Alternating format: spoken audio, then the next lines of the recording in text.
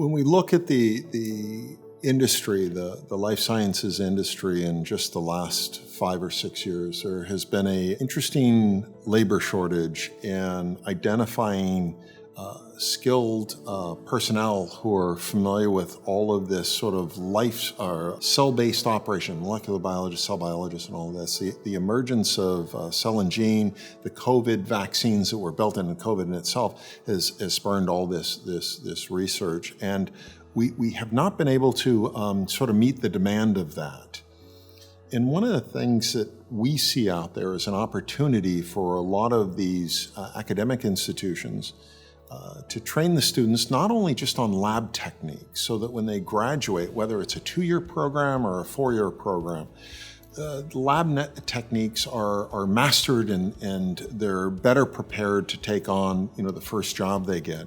What we also see there, though, is that the lab of the future is going to be digital. And I'm not talking just full automation. I'm talking about aspects that are partial automation, a lot of still manual work, because automation is not for every aspect of the lab operation.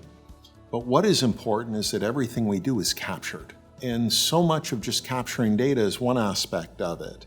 And the other aspect is the observations that the scientist makes when those experiments are occurring. We see an opportunity with CellPort of incorporating it into these academic institutions so that the students are comfortable with digitalization.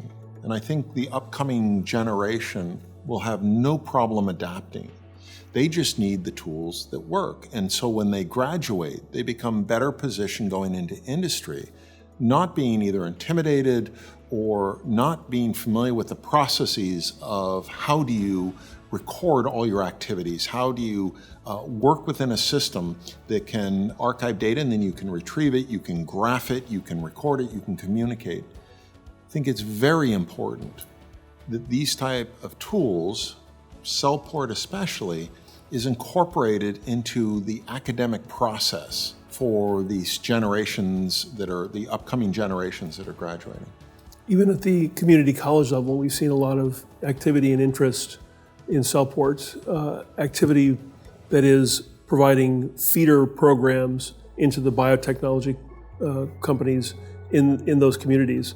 The Philadelphia Inquirer had an article that discussed someone who had a liberal arts background, no scientific background whatsoever, went through the program and is now a lab manager in a biotech company.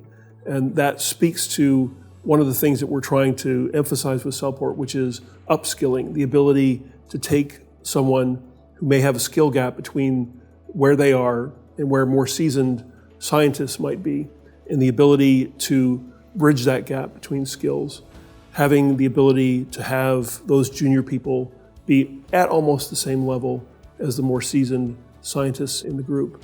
And that's definitely something that with particularly protocols in CellPort, we have the ability to impact, the ability to allow someone to come into an organization and have a dramatic and immediate impact, follow the same procedures that other people are following, all again in a traceable and transparent way.